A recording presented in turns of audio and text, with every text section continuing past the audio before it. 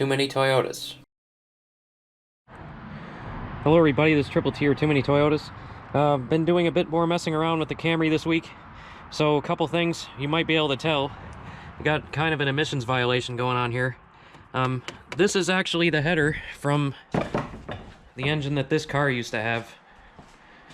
So it's the header off this 3SGE right here.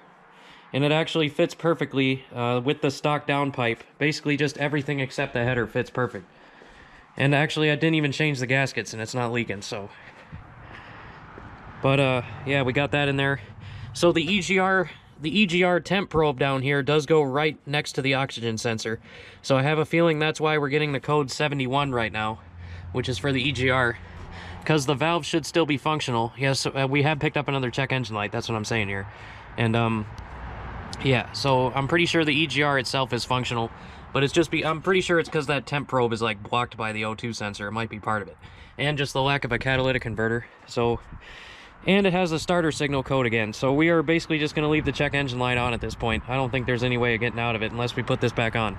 Which I did tap out this hole just in case I wanted to. I took this thing off so I could inspect it because I thought it would be fried inside. But as you can see, other than the one bolt snapping off, it looks like it's in pretty good shape. And it seems to have been doing its job because the thing does seem to be smoking and smelling a bit more without it, of course.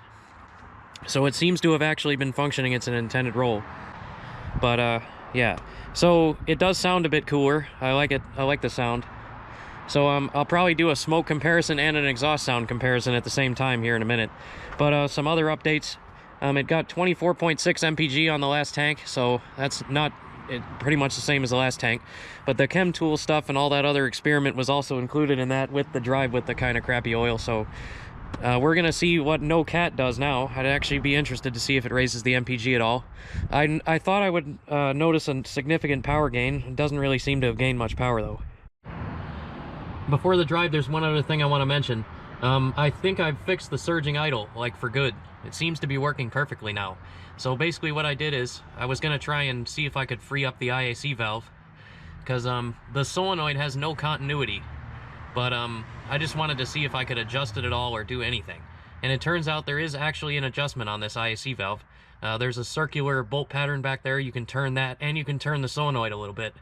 So as it turns out, even if the solenoid is completely dead on one of these, if you just adjust the IAC all the way one way and make it so that it's almost permanently closed with just a tiny gap, apparently that just fixes the surging idle, and it just idles right at 1,000 with no issues.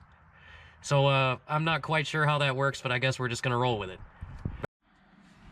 All right, but before we go on the drive, let's check on the oil consumption. So we've gone 113 miles since I did the 0W8 oil change, the previous one. So let's see how much oil we burned. Started off at the full line the other day. So about a quarter quart of oil so far. So that may actually be slightly better with the chem tool, but still, I mean, we're on pace for like, what, 400 miles of oil burning a quart still? So it's not a terribly big improvement, but an improvement nonetheless. All right, before we put the camera on the bumper,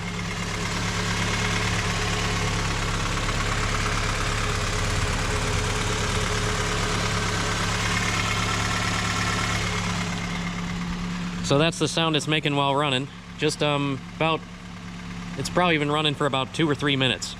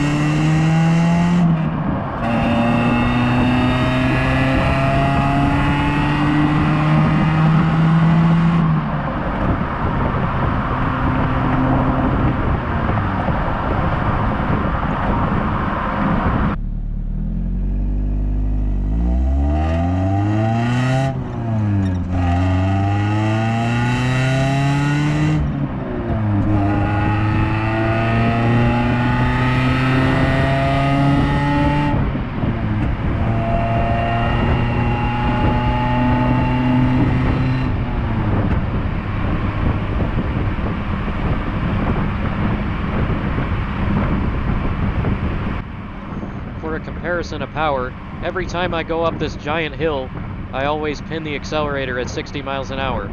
So before it would maintain 60 miles an hour, but this time I actually made it to 64 miles an hour by the top of the hill.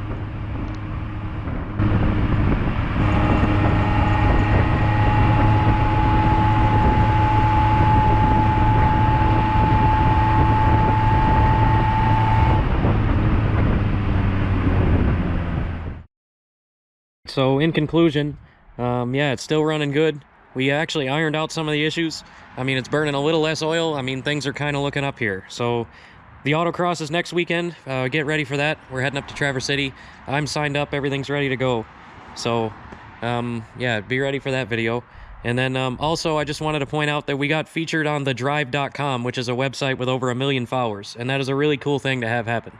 I had never expected my little video series here to get this much like notice and stuff. So thanks everybody again. This has been Triple T or Too Many Toyota signing off.